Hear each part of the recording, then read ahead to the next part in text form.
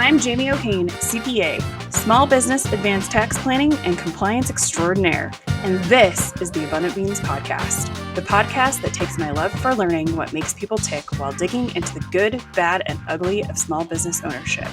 We strive to give you the insight that only those in the trenches of being and working with entrepreneurs can provide. All right, we're going to roll. Yeah, let's do this. All right.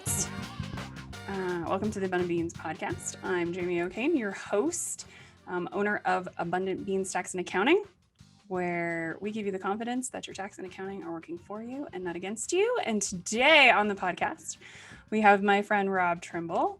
Dr. Rob Trimble is a future-focused veterinarian and entrepreneur with a passion for innovating at the intersection of medical technology and organizational design. After graduating in 2013 from the University of Illinois, Chicago of veterinary medicine, I didn't even know they had one. Champaign. Oh, okay. There you go. He worked as a general practitioner on the central coast of California. After a move to the Bay Area, he worked in the animal health technology space, delivering veterinary house calls for Vet Pronto, a pet tech startup based in San Francisco. In 2016, he co-founded Fuzzy Pet Health, a subscription-based veterinary house call company that was built upon a virtual care and telemedicine platform. Currently, he's serving as the executive director for the Veterinary Entrepreneurship Academy. That is a lot of words. Hardest words to say, right? And we put them into our title. I love it. A nonprofit organization that's on a mission to accelerate innovation and entrepreneurship from within the veterinary profession, starting with veterinary students, which I just love so much. You and I think the first time we talked was like hours. I was like, oh my gosh, let's talk about how we can all make them all entrepreneurs. He likes small towns, big waves, authentic conversation, and working with business leaders to prepare their organizations for a future of rapid change. Thanks so much for having me, Jamie. Appreciate it. Glad to be. Big waves. Yeah, surfing. You're in the wrong state, my friend. I know. In Colorado, we're riding the white waves on the mountains. Closest thing to it.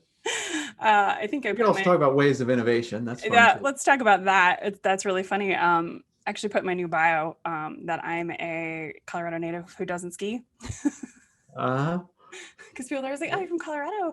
Like, how are the mountains? I'm like, couldn't tell you. I only go up there in the summer, like sometimes, kicking and screaming. Yeah, no, taking me to the beach, please. Yeah. I know.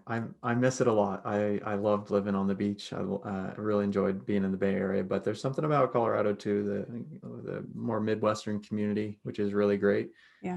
That sense of community is something we really are blessed with here in this area. That we didn't quite necessarily have to the same degree in the Bay Area. It's a little bit more of a transient area, people coming and going a lot. So I enjoy it here. Yeah. Fort Collins is definitely kind of a little more Midwesty than South, down here in Denver. But even in Denver, you find communities like that. Yeah. I grew up here, so I'm just like, that's Midwesty? Really? I didn't know that. So what was your first job? Oh, geez, my very first job, I think it was a lifeguard. Yeah, I can see that. Yeah. Well, I guess. I mean, that was my first real job. I grew up on a dairy farm, so I was kind of working. There that is. There's my veterinarian. Yeah. So I grew up on a dairy farm, feeding cattle and, milking and all that stuff. So that was kind of probably my first job. Whether or not I was paid for it or not, that's a different story, but, family farm. So that's kind of part of the job there. But then lifeguarding, and then, found my passion in veterinary medicine. And then, boy, history writes itself. So. That's awesome. It's so funny. I always laugh because I was talking to somebody the other day. I'm like, yeah, veterinarians are really like entrepreneurial. They're like, really? And I was like, they usually grew up on farms or like come from some kind of like family business.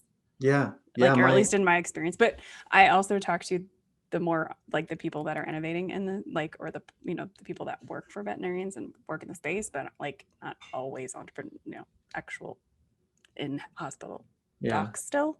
Well, I mean, veterinarians and entrepreneurs go hand in hand. I mean, from one standpoint, when you look at what they have to do from a healthcare standpoint, I mean, you're solving problems that don't necessarily always have a clear-cut answer. And you have to use your creativity to come up with a healthcare solution that not only works for the pet, but for the owner and their wallet and their timeline and their lifestyle.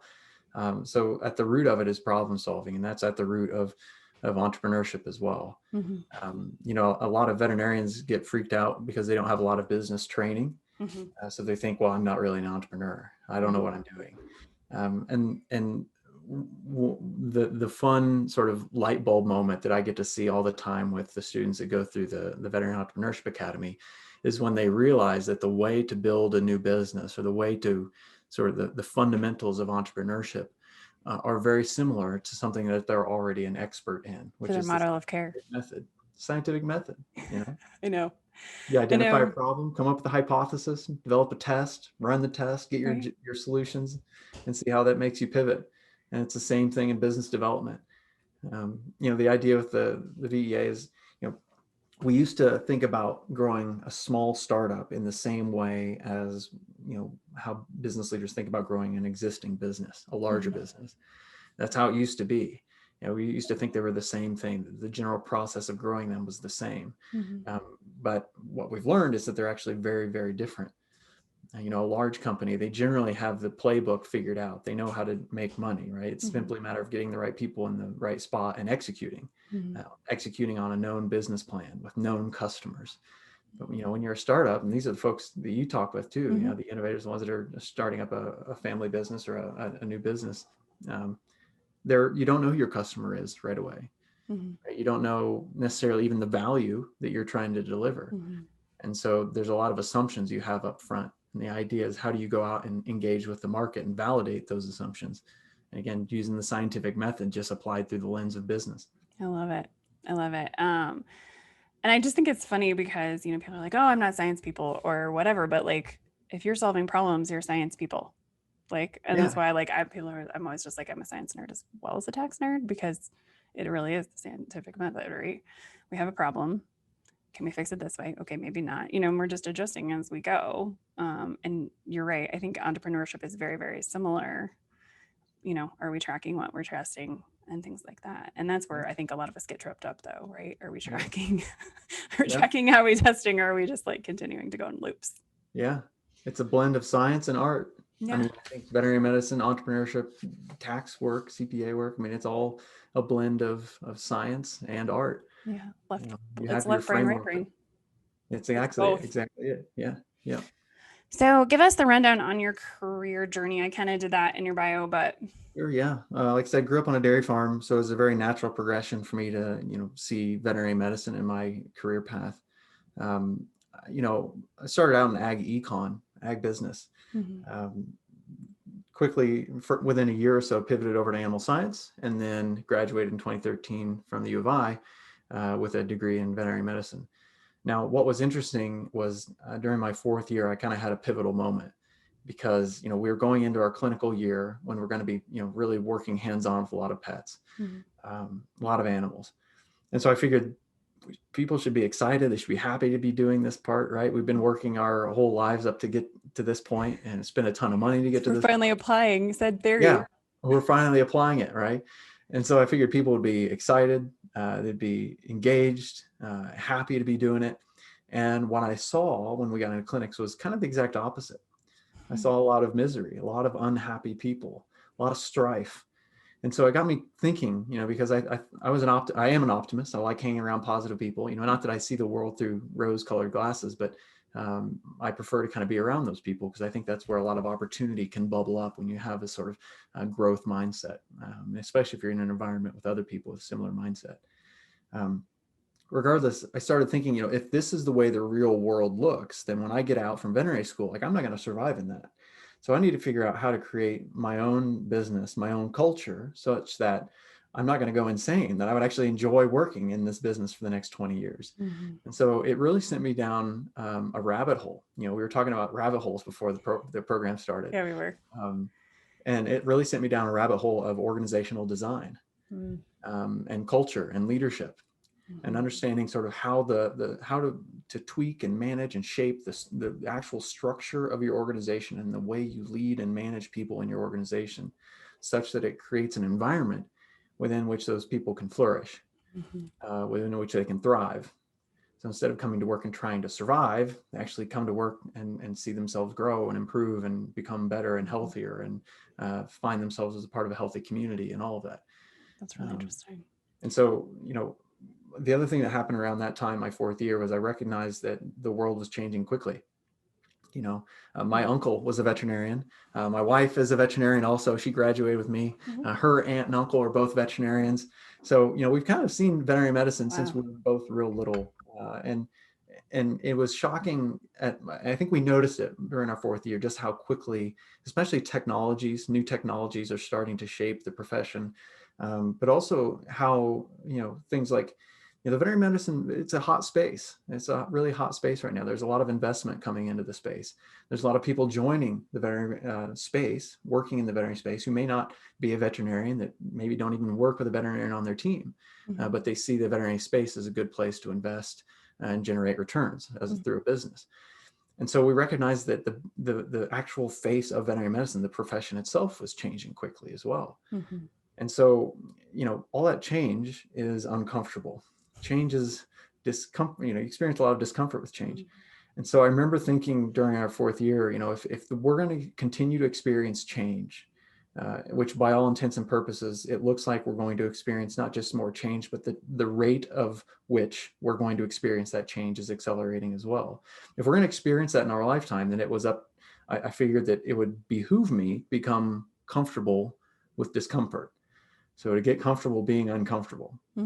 And so for myself, and especially, for my wife too, we grew up on a farm. We grew up in farms in rural Illinois. So moving to California was a pretty scary thing. And we said, yeah, let's do that. Let's go to California. Why not? The Bay Area. That's completely different. Exactly. And so, we started working in a little private practice in the Monterey Bay for a couple of years before we very quickly got sucked up into the San Francisco Bay Area, where we started working for various animal health startups. I started out working for Vet Pronto, which is a house call service, kind of like the way you describe it would be Uber for vets. So I'd be a house call provider, and I would look at the app on my phone, and it would tell me where my next appointment was, and I would go there and take care of that pet. That's awesome. We delivered everything from preventative healthcare visits to curative visits. We're actually treating illness to euthanasia. It's pretty broad spectrum. And it was delivered on a fee-for-service model, kind of the same model that most veterinary hospitals operate on. For every little thing or service that you do, there's a fee associated with it. So that was kind of a unique way of experiencing, a different way of delivering veterinary care that I hadn't seen before. And I remember going down Market Street in downtown San Francisco one time on my way to an appointment for some little foo-foo dog, up in a high rise, and just thinking, James Harriet, eat your heart out. This is my life. So I had a connection there. James Harriet used to, one of the icons in veterinary medicine, going around house to house, doing the house call thing. And then seeing it applied through this lens of very futuristic, forward-thinking 21st century approach. And anyway, very interesting. I love how you just called the dog a frou-frou dog. I've never had a veterinarian actually call a little dog a frou-frou. Well, yeah. They are. No offense tried to deliver there at all. No, I like the frou-frou dogs. I like the big dogs. I like small dogs. I like them all. Yeah. You're a veterinarian. You like all animals. Yeah. So anyway, I was a premise licensed veterinarian for them for a little under a year before I had the opportunity to go over and start a company with a couple of other entrepreneurs by the name of Fuzzy Pet Healthcare, is what we called it. And if Vet Pronto was Uber for vet med, Fuzzy was kind of like Netflix for vet med. I love it. We had our services were delivered on a subscription model, much like Netflix, or so. Still doing house calls. We focus on preventative and wellness care specifically. One of the things I see a lot of entrepreneurs do, especially veterinarians, is that they try to please too many people, and in the process of doing so, end up pleasing no one. And so one of the lessons we had when I left at Pronto was, why try to do everything? Let's figure out how to get really good at delivering the highest quality preventative and wellness care possible. And so that's what we really hung our hat on. Really interesting way, again, doing house calls, but a completely different payment model, and delivering veterinary medicine on a subscription model. So a very unique way of experience in delivering care. Plus then in that job, we also built a telemedicine platform, which inadvertently we ended up finding that we were delivering the most telemedicine of anyone in the country at one point. It just kind of happened by accident.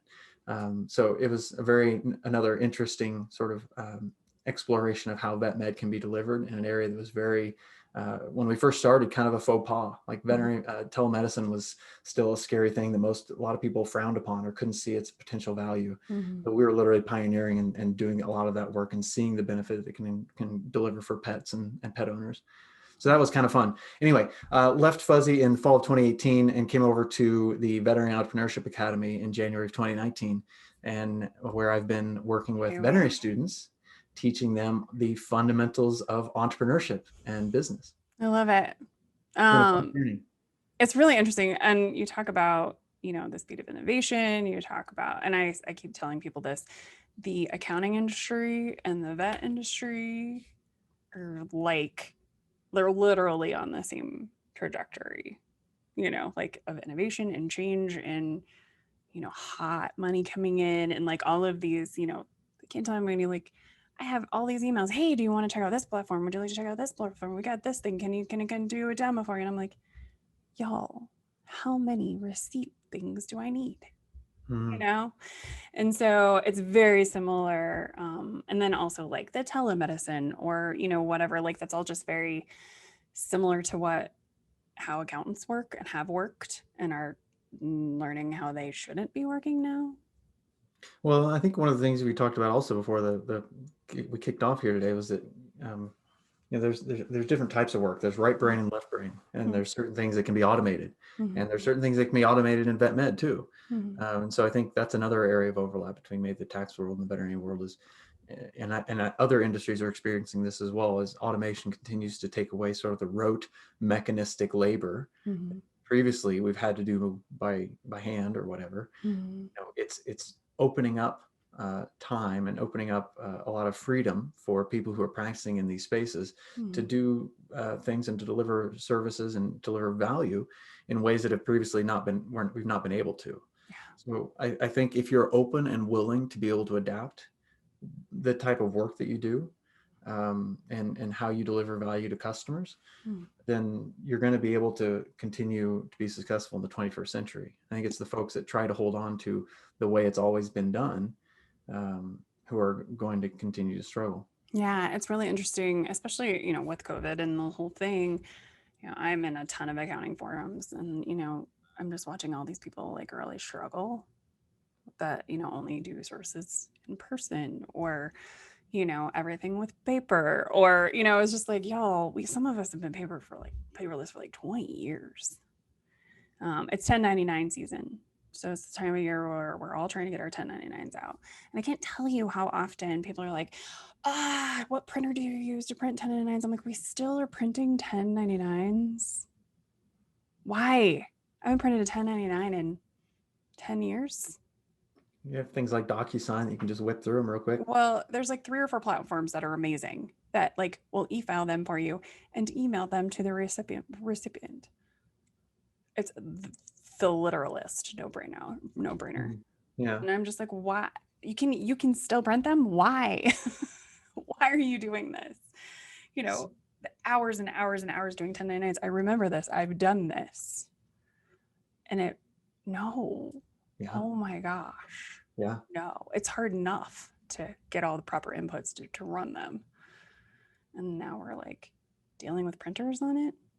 Yeah. I print one thing a year usually. Well, but thinking about the struggles is one way of looking at the problem, but it's also fun to kind of imagine the opportunities that come from making that change and adapting. So maybe what are some of I guess I'm going to ask you a question. Yeah, you asked me. What are sort of the areas of opportunity that you see in the tax or the CPA world? And I'm sure there's some corollaries with the opportunities that exist in the veterinary space as well. Yeah, it's really similar. So, you know, you're saying like, we don't have to be the jack of all trades. Like we don't have to do everything for everybody. And so we're seeing a lot of people specializing. You know, we have a lot more people that are just like, I do CFO services. I am not a tax accountant. Or maybe I have been in the past, but I just don't want to do that anymore. Like we get to choose that. And we get to choose how we, you know, so just like you're saying, you know, if we focus on a subscription model with like wellness care, right? Which is why I was smiling because that's pretty much what we do. I do a subscription-based model, which is pretty much wellness care. for Mm. your taxes. Mhm. If we focus on impact instead of being everything to everybody on all the platforms and doing all the things with all the things and being agnostic, we can focus on the right people and the right solutions, right? Yep. Which is why we lead with planning, because that's how we can make the best dollar impact for our clients. And you and I were talking about PPP loans and and I was telling kind of how we're doing strategy around those. Who would have thought there's strategy around PPP loans? Well, there is, And and I there think what can be. you're absolutely right. I mean, and you're identifying a specific customer segment within the broader segment of customers who need tax services, right? Right. And that's exact. I mean, we just kicked off the IDEA Student Innovation Competition last week, and this was pretty much our first lesson. Is one, don't try to please everybody, Mm-hmm. and two is like identify who your core customer is. Mm-hmm. What are the pains that they experience with the Mm-hmm. status quo? The solutions that exist out there. Why do they suck today? What Mm-hmm. frustrates them when they try to use those solutions? What would they want from their ideal solution? And then that helps our young student entrepreneurs sort of craft their potential solutions, Mm-hmm. not to just please everybody or to create a general product, but to create a specific product for a specific cohort of people that they know are going to find value in it. Right. And So that that's they, like, and they yeah, enjoy doing said whatever, right? yeah, yeah. I think when I started my firm, I had this little tiny bookkeeping client, and I did payroll for her. And then I had to pay for one other client. And then I was like, nope, we don't do payroll. I was like, that no, hard stop. We do not do payroll for so many reasons. The big one being, I don't want my team tied to it, talking about culture. Two, it's just not a value added service. It makes sense to give it to a big company because they have the economies of scale to take care of it in a way that's cost effective. And honestly, there's just too much compliance. I don't want to deal with it. And that's one of those things where if you mess it up, it's just not pretty on the back end. Yeah. It's like Yeah. I'll have people like, well, can I just run my own in QBO? And I go, if you can tell me the six compliance pieces you need to make sure that the 6 different taxes that you need to make sure that you handle here in Colorado and whatever state you're in, sure, go ahead. And they'll just look at me and go, okay, who do you recommend? Yeah. I don't want to be responsible for that. And you don't even know what you're doing. I used to be that's all what I did for years. I was a payroll specialist and I don't want to do it. Well, and I guess maybe that's just, it's worth giving a nod to, how fortunate we are as a society for some of us to be able to choose what you Right. want to do, right? Right. It's a phenomenal blessing to be able to have that choice and that freedom to choose. Yeah. But I think it's also to recognize that you don't have to know how to do everything. Uh-huh. Too many times I run into entrepreneurs and I tell them this all the time that like they are like, well, don't judge me because my books aren't done. I'm like, what? I'm sorry. Are you also an accountant? They're like, well, no, I have a whatever degree. Okay, well, then I don't know why I would be judging you. Even if you were an accountant, I wouldn't be judging you. Like you're doing Yeah. something in your business that I'm missing, or like this is not for everybody.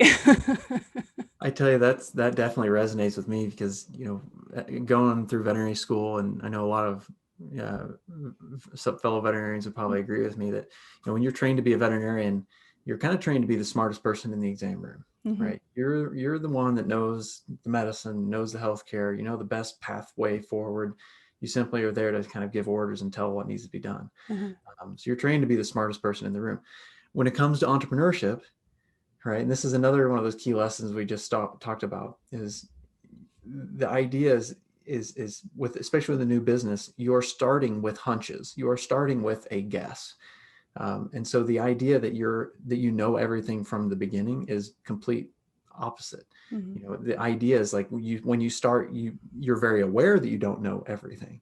You're probably the least smartest person in the room, but the idea is to learn as quickly as you can from the market in such a way that it helps direct your actions for the business.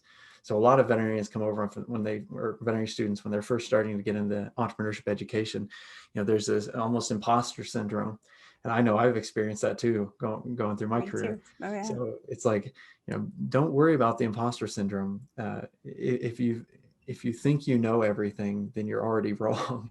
Like the idea is to start with the knowledge that you don't know everything, but then learn as quickly as you can. And that all of a sudden, when you sort of break the ice with that, everybody in class seems to just loosen up a little bit. Like, oh, great, I don't have to know everything. I can just be here and talk about what I'm learning. And it's a little bit more lighthearted, a little bit more lightweight. Not that it's not serious. It's a very, serious topic, the development of a business and being able to impact people's lives. But to be able to start from a point where, oh, it's okay if I don't know everything. That's why we're here. That's the whole journey that we're on, is to learn. That really works. That really resonates with a lot of vet students. Yeah, and I think I think I say this a lot, but when you know that you don't know everything and you're cool with that, you also tend to gravitate towards people that do know the answers or can help you find the answers. But if you're pretending like you know everything, you're gonna probably be in like we're just like, I just run a firm that's just like, we're all learning all the time. So, like it's totally fine. Yeah. I don't know everything. I don't pretend to know everything. And if I don't, then I'll go find somebody who does, and I'll either have them tell me how it works, or I'll pay them for that knowledge, or I'll just hire them because I don't need to know. Networking, right? I don't need to know. Networking. Yeah. Another huge aspect we talk a lot about. I have students complete their personal board of advisors. Is another thing they like to do. Where, who is your personal board of advisors? Who are the folks who can help guide you through your career, that you can check in on when things are rough? They can give you straight advice, not sugar-coated, right? So that's another fun thing we like to do. And I think you've highlighted this before too, which is the importance of storytelling. Being able to communicate effectively. That's another big part of what we talk about, and what we train the students on, is how to communicate effectively, how to give a good 60-second or 2-minute pitch about your business idea. But more importantly, how to use storytelling to communicate to your customer the value that you're trying to deliver and why they should care. Right? It's not just about the features of your product. It's not that your new technology does this thing or helps solve a certain thing this way, but it's a matter of the pain that it solves for your customer, not the features, but the value. Yeah, I love that. And the thing that I've learned, as I've met more people in this space, is it never really clicked with me that veterinarians have 2 patients with at least 2 with every single case. Yeah. Like it's not just the animal, it's also the pet parents and the other animals. And, yeah. And it's just very interesting because that's a whole nother layer of something that, animal doctors do that, human doctors don't generally have to deal with, and things like that. Like even like, I'm a birth doula. So even like in birth though, it's like the birthing person, like everybody else is ancillary. But when you're dealing with animals, they don't talk. Therefore, you must also deal with the person that comes with said animal, right? Equally or even more importantly. So it's a lot of vets don't get into it for that. They get into it for the animal, for the healthcare, right? Yeah. Is that why so I need to know why clinicals are so like awful for people. And that's one of the things that I realized. I don't think it's the clinical work that's awful. I think it's the environment within which most organizations operate. It's one of the passions that I've developed since I graduated, since that 4th year. Actually, you can see, I don't know if this podcast is going to be audio only or is it? No, it's video too. We can see it.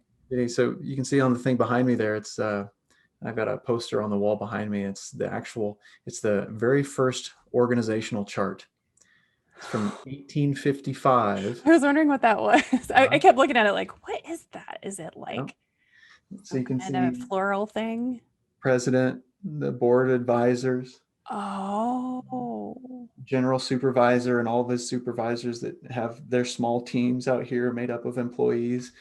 And so, you look at that and you think, well, that looks pretty similar to the hierarchical pyramid org structure that we use today. Looks very similar to the military. Very similar to the military. Actually, fun point on that we can come back to. But the point here is that 1855, first time we put down in this form how an organization was designed, how it was built, how it was organized, how people interacted. Top-down where silos. authority flows, right? And this was a new technology. It's the first time it had been done. Mhm.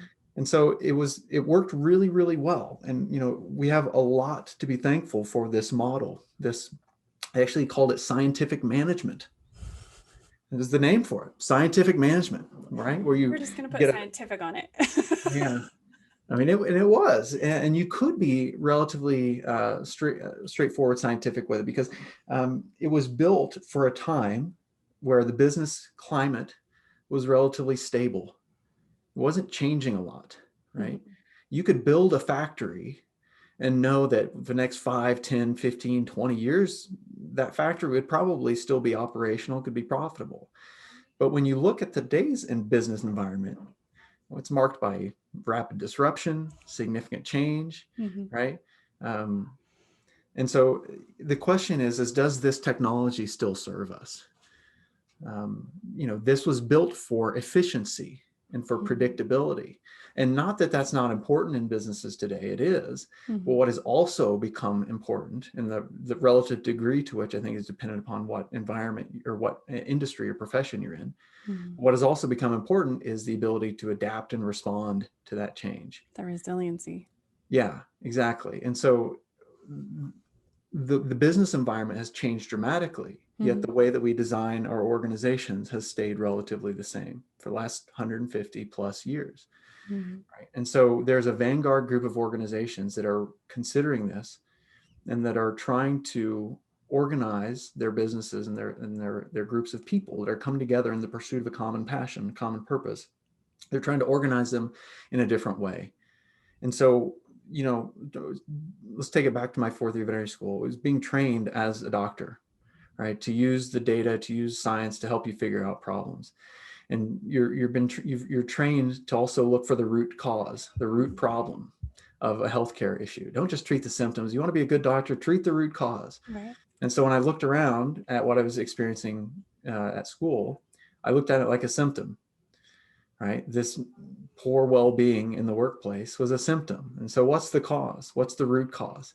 And as I kept peeling the layers of the onion back, it came down to this. It came down to this way that we design our organizations and the way we lead them and the way that we engage people on the front lines, the employees, those who are closest to the customer. Mhm.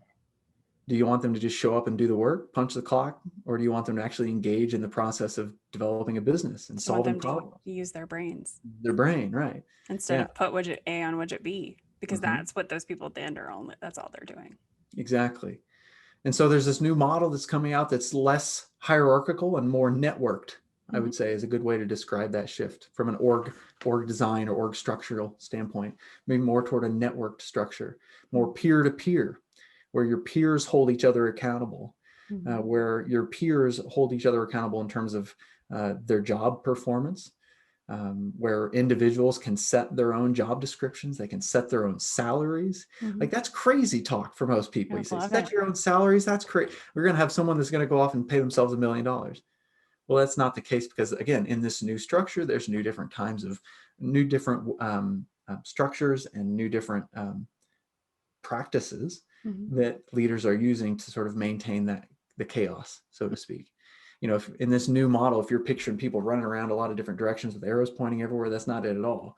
But it is a very different way of leading and engaging people on the front lines of business.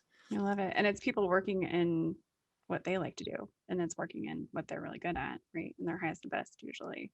There is a big Um, element of putting people in job opportunities that resonate or align with their strengths. Yes, mhm. strengths-based leadership. I Absolutely. love it. I love There, it. there was a guy by the name of um, oh shoot, I'm blanking on his name right now. It's Theory X and Theory Y. Hold on. He's like, I gotta Google it. I have to give you the deets. So tell me, Douglas McGregor. That's it. that's right. Organizational Douglas McGregor in the 1960s, an MIT management professor, I believe. Anyway, he came up with his premise, which was this idea of theory X versus theory Y. It's been proven over and over again, time and time again. But basically, theory X is from a leadership standpoint. Do you believe that the people who work for your organization are lazy? that they can't be trusted to make intelligent decisions, that they need a boss to hold them accountable, that they're, relatively stupid, right? Or do you believe theory Y, that people are relatively creative, talented individuals that can apply themselves to, the pursuit of solving a problem, that can be relied upon to make trustworthy decisions, that they can be a part of an engaging team. Right? They don't need a boss necessarily to hold them accountable, but they can hold each other accountable through peer-to-peer mechanisms. Yeah. That's theory Y. And what he's found, and that's been proven time and time again, is that from a leadership standpoint, whichever one of those you believe to be true, that is what will manifest in your organization. Because as a leader, if you believe people are stupid, they're lazy, they're not able to, make intelligent decisions, then you're going to build structures and systems within your organization that reflect that. That makes sure that that's true. Yep. And people will try to generally game the system. But if you build your organization with structures and systems that imbue trust, then generally people return that with trust. In other words, trust breeds trust and fear breeds fear. So the idea is like, what is your perspective as a leader? What do you believe in? And that's going to manifest in your organization in terms of how you build it. It's really interesting. Somebody I know calls that giving people back their brains at work. Yeah. Because people make decisions outside of their 9 to 5 all the time, but then they walk into work and they're like, yeah, people can buy a car, they can choose who they want to marry. And I've had employees like that. They just like, they live their lives, they do the thing, they adult and stuff, and they walk in the room and they're like, I don't know, you tell me how to do everything. And I'm like, no. Well, but the idea, I mean, and Henry Ford was famous for saying this, right? I mean, this was this model right here. This is the model they operated on. I don't need a brain, I need two hands, right? We pay people to think, we pay other people to come in and work. And again, that worked really, really well when you have very clearly defined roles that just need someone to show up and put a nut on a bolt, or, make some step in the process of creating a widget. But when the environment's changing quickly, and especially like we talked about earlier with automation, taking away some of those rote mechanistic type jobs, I don't need to do all of a sudden you need creativity to solve problems. Yeah, because computers aren't going to be able to solve any of the problems we are. Well, not yet. Well, not yet, but even then. For our lifetime, we're going to have a little bit of an advantage when it comes to the creative work. Yeah. But here's the thing, is if you're requiring even one shred of creative input, especially if it involves sort of collaboration, then this old school model of organizational development, that sucks the life out of that approach. It literally gets you the exact opposite of what you want. If you want compliance, that model works really well. If you want people to show up and work, that works really, really well. Fear-based leadership, a lot of it, threats of demotion, threats of firing if you don't do your work. And the idea here, as you're shifting to this new model, is like, how do you remove as much fear from the system so that people are engaged, they're optimistic. Not that, again, there's going to be jobs that have to be done that aren't fun to do, right? There are going to be times that are challenging. We have to have hard decisions or hard conversations with people. And this new model doesn't shy away from all of that. It just provides a sort of container for those things to happen in a different way, with a different form of leadership. What I love about this is people get to be people at work too, not just, there's a sense of wholeness. Yeah. Yeah. And that's exactly it. You bring your whole self to work. I love that. So tell us about some of the programs at the Veterinary Entrepreneurial Academy. Entrepreneurship Academy. There it is. Yeah. Maybe just for quick context for those of your listeners who don't know, like this organization, or at least the original program, started back in 2016 at Texas A&M, College of Veterinary Medicine there. And the idea was that how do we provide business education to veterinary students when it's not traditionally in the curriculum? And so this was a student program and it needs to be. And this is a student program that bubbled up out of that effort. Had 5 students in its first program, lasted over the summer. And it's slowly been building and added more universities and students from different universities participate. We actually formed as a nonprofit in 2019. So our own standalone entity now, not just a student program, but an actual organization that's trying to build these programs and develop them. So that was in 2019. We've started with our original program, the summer internship program. That's what started back in 2016 at Texas A&M. It's what we continue to do today. Mm-hmm. That's kind of our main program, one of our two main programs, I would say. The summer internship program, and then we also have the IDEA Student Innovation Competition. And then one other fun course that we just launched last summer with the not so sexy title of Business Fundamentals for the 21st Century Veterinary Student. So I'll kind of address each one of those three, but I tell you the first one, the summer internship program, that's our flagship program. That's what we started with. This is a program where, again, trying to teach students the fundamentals of business and entrepreneurship. Mm-hmm. When this program first started, it was delivering a lot of education on sort of the front line or the ground level nuts and bolts of what's required to run a veterinary practice. Important information, sure. Covered everything from like HR issues to, inventory management. Oh, wow. People management, all of this stuff, right? Yeah. Students, when I came on in 2019, I heard from some of them and they said, this is great information, but it feels like it's a quarter inch deep and a mile wide, mm-hmm. right? This information, and it's a lot of it, and we don't really know what to do with it right now, right? We don't own a practice. We can't use this information. We can't apply it. Exactly. Can't apply it. So we said, well, how could we restructure our curriculum such that when the students graduate from our programs, they can go out and go anywhere in the world and have a conversation with anybody associated with business, whether they be a business owner, an employee, a manager, and have an intelligent conversation with them about the struggles that they're facing and to be able to come up with creative potential solutions to those problems as well. Right. And again, we talked about this earlier with the veterinary profession changing. We wanted the veterinary students that are graduating from our programs, as they go out and become veterinarians, to be able to have a seat at the table where those conversations are happening, right? With those conversations that are changing the shape of the face of our profession. Mm-hmm. We wanted those veterinarians to be able to, one, have the vocabulary, and two, have the confidence to use that vocabulary when they're sitting at the seat of those tables. Right out of the gate.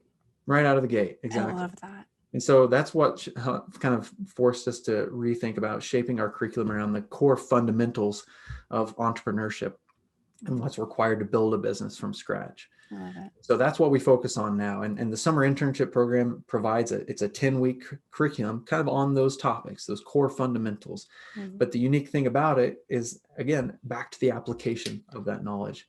So how do we do that? We match students to a 10-week internship, working internship with an animal health startup or some other forward-thinking, innovative company within the animal healthcare space. Love it. And we match them for that same 10-week period of time. So they go through a didactic curriculum while at the same time applying that to real-world experiences at the front lines of businesses that are innovating in vet med. So they're getting to see it in real time as they're learning it. Exactly. That's and it's a paid internship too. Students travel anywhere. I mean, it can't be a remote. Yeah, I would have loved to have had this program when I was in vet school. But it can be a remote program. Sometimes there's companies that want a remote student, mm-hmm. But we generally encourage students to be brave and to travel. So we've dropped students into the Bay Area from when they were from rural Canada before. That's so cool. I mean, yeah, life-changing experiences. And we've had students every year. At the end, we have a closing event where the students give a presentation on their experience. And every year we've had students in tears saying how much it's meant to them and how much it's changed their lives. So cool. It's really rewarding to lead the program, to see that impact on the students. So that's our core program, the summer internship program. They're ready to go out and not even hit the ground running. Like they're going to be innovating from the get-go. 100%. That's 100%. So cool. And these students aren't just going in as an intern who's helping to check someone's to-do list off, right? They're going in and they're sitting in executive level conversations, talking to their business leaders about business strategy and how to develop their business. Because these are entrepreneurs as well. They're early stage startups, early stage companies, and a lot of times that are still figuring it out. So they're literally impacting the front lines of veterinary medicine as a student. Super fun, super high impact, immersive program. So that's the summer internship program. The other main program that we just kicked off is called the IDEA Student Innovation Competition. You're so excited every time we talk. You're like, we just didn't have no idea. I was so excited. I've just been working with them. We just had our first class last week. This program originally came out of the folks at Vet Prep.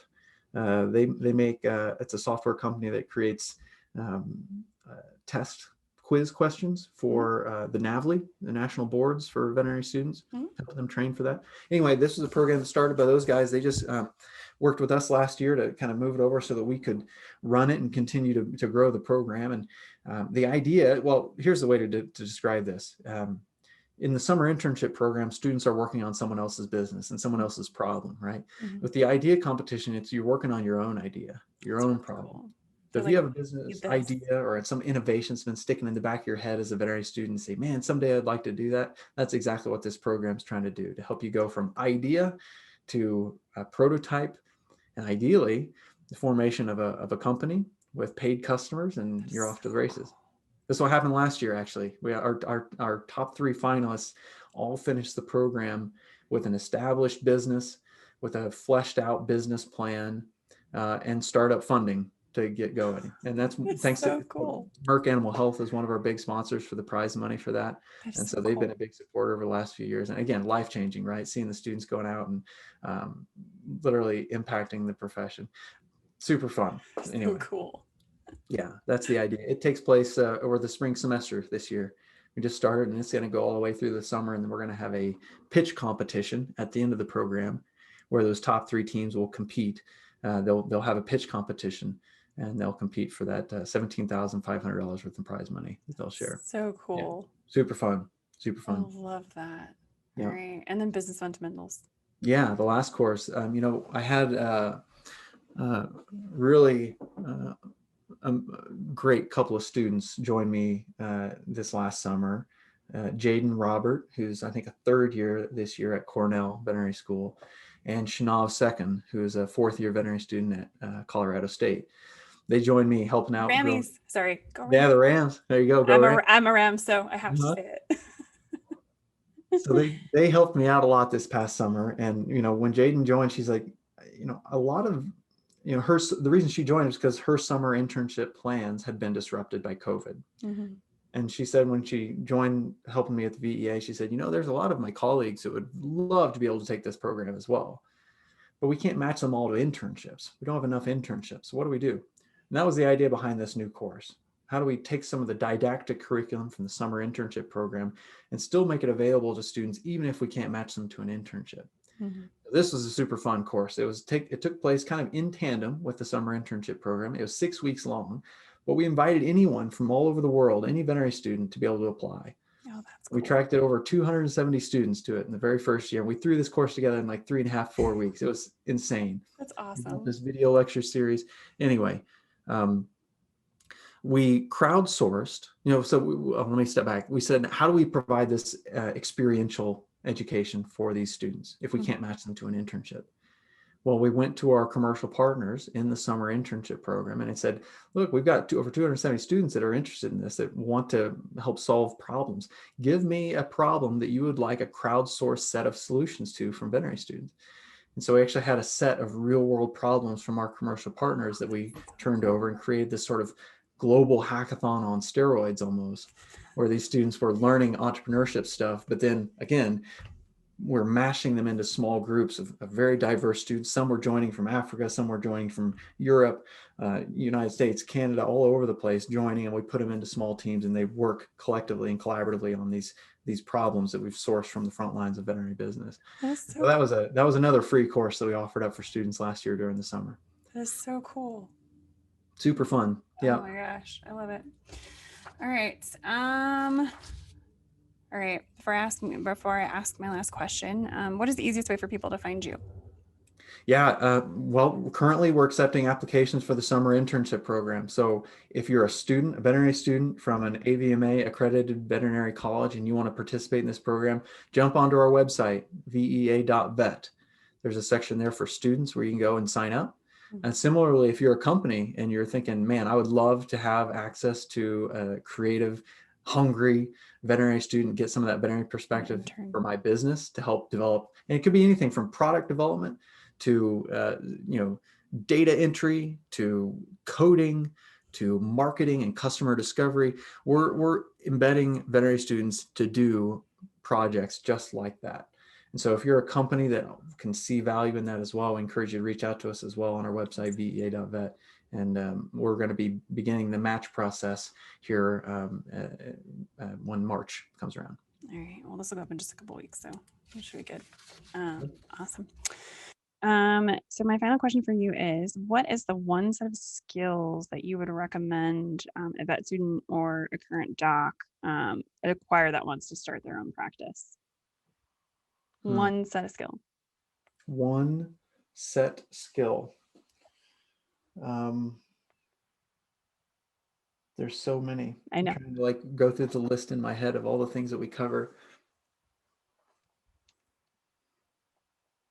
I mean, I think if you're remotely connected to a customer on the front lines, then communication is probably the most important skill set to develop.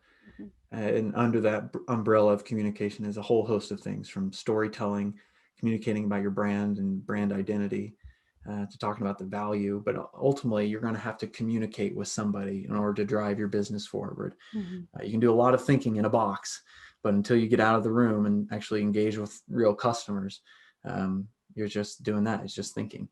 So I think that's probably the answer that I would give there is communication. I love it. Awesome. Thank you so much for your time today. My pleasure. Thanks, Jamie, for having me. Really appreciated it. It was a lot of fun. Thank you so much for listening or watching. Be sure to subscribe on YouTube, iTunes, or wherever you prefer to listen. If you learned something and found some useful information to apply to your business today, please consider giving us a thumbs up and a review. Until next week, be abundant.